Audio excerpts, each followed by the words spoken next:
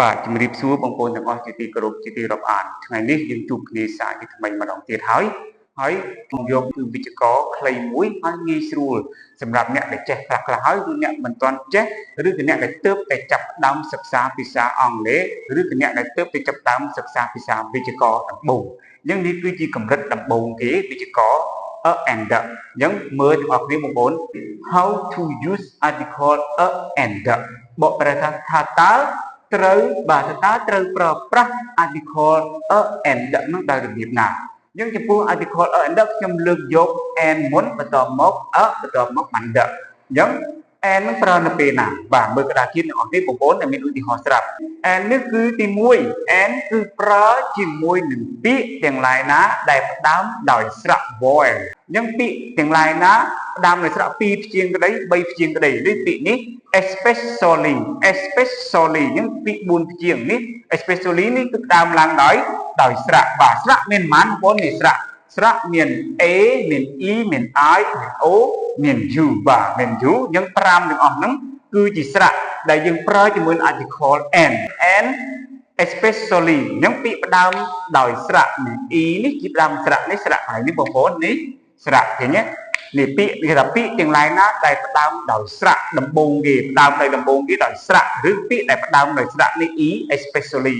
នេះបូកជាមួយនឹង article and ឃើញទេ and especially អញ្ចឹងបញ្ជាក់ជាថ្មីម្ដងទៀតគឺ and ប្រើជាមួយនឹងពាក្យទាំងឡាយណានេះប្រើជាមួយពាក្យទាំងឡាយណាដែលផ្ដើមដោយស្រៈនេះស្រៈ a e i o u នេះ e ផ្ដើមនឹង e especially ហ្នឹងគឺផ្ដើមដោយ e អញ្ចឹងគឺ and especially អញ្ចឹងយើងដាក់ article and ជាមួយនឹងពាក្យផ្ដើមនឹងដោយស្រៈនេះបងប្អូនស្រៈនេះណា e especially អញ្ចឹងឧទាហរណ៍ there is an especially small tree បាទអញ្ចឹងពេលយើងបកប្រែដូចគ្នាយើងត្រូវរនាមគោលមុនបាទនាមគោលមុននាមគោលមួយណានេះនាមគោល tree អញ្ចឹង tree នេះជា noun ណាបងប្អូន small នេះជាគេជា adjective ណាជា adjective នេះជា adjective អញ្ចឹង adjective នេះជាគេបាទ especially ហ្នឹងជា adverb បាទជា adverb បូកជាមួយនឹង adjective វាមិនពេញន័យឲ្យ adjective អញ្ចឹងគេឲ្យឈ្មោះវាថា adjective phrase ចំពោះ tree នេះជា noun បាទ noun វាពេញន័យឲ្យតគ្នាអានេះពេញន័យឲ្យតគ្នាអញ្ចឹងឲ្យឈ្មោះវាថាជាកន្សោមនាម noun phrase ដល់ពេល and នេះជា article នេះ article determiner បាទ article អញ្ចឹងជា article determiner បូកចូលគ្នាទៅគេឲ្យឈ្មោះវាថាជា noun phrase បាទ noun phrase កន្សោមនាមទាំងអស់ហ្នឹងចាប់ពីត្រឹមនេះទៅវាដើរតួជា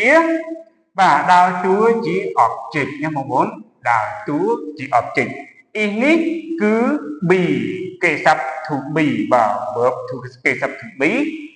there នេះគឺជា empty subject ណាបងប្អូន empty subject បាទគឺមានដើមឈើតូចពិសេសមួយដើមបាទនេះម្ដងទៀតគឺមានដើមឈើតូចពិសេសមួយដើមបាទសារជាថ្មីម្ដងទៀតអញ្ចឹងពាក្យគ្នានេះគឺ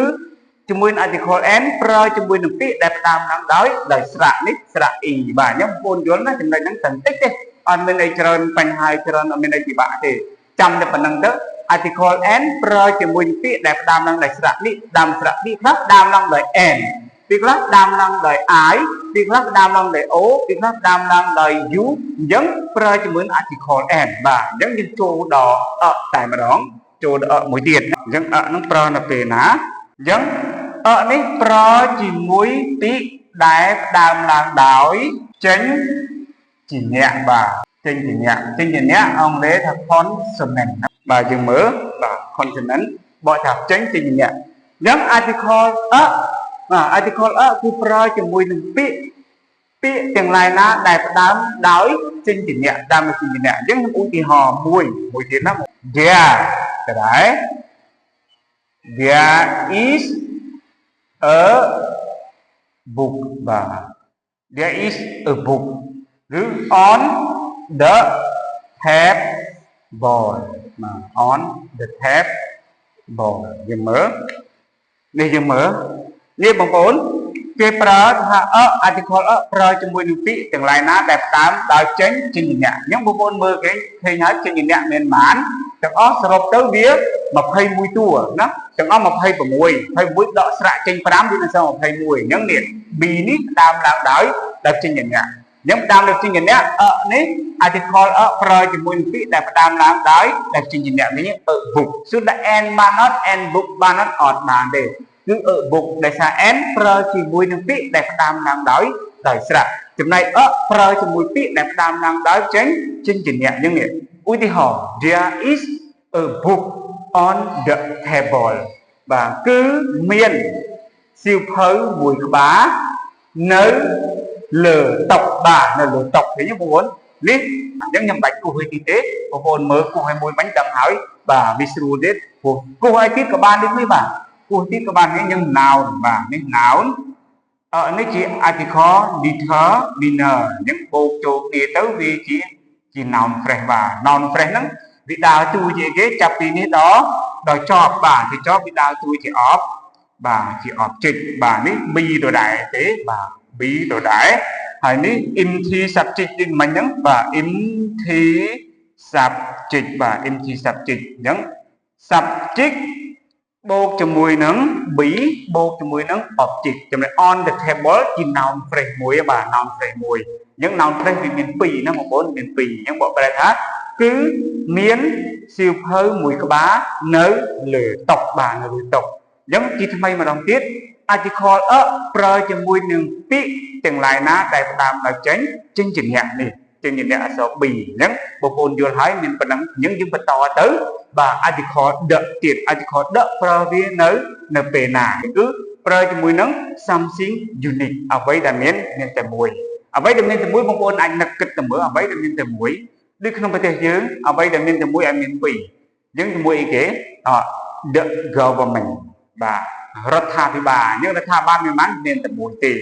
បាទហើយទៀត the Angkor Wat មានប៉ុន្មានក៏មានតែមួយដែរមួយទៀតគឺប្រើជាមួយនឹង back reference គឺការនិយាយយោងបាទនិយាយយោងខាងដើមកុំឲ្យវាច្រំដែរអញ្ចឹងខ្ញុំមើលឧទាហរណ៍ទាំងអស់គ្នា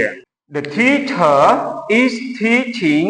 English in room 2.1 បាទយើងមើលនេះយើងនៅក្នុងបន្ទប់ 1.2 ហ្នឹងក្នុងបន្ទប់ 1.2 ហ្នឹងមានតែគ្រូម្នាក់ទេអត់មានគ្រូ2នាក់ទេបាទអញ្ចឹងយើងប្រើជាមួយនឹង article the នេះ article the អញ្ចឹង the ម្ដងទៀត the ប្រើជាមួយ article the ប្រើជាមួយនឹងអ្វីដែលមាន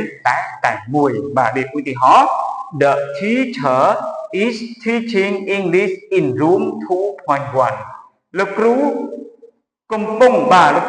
បង្រៀនភាសាអង់គ្លេសនៅក្នុងបន្ទប់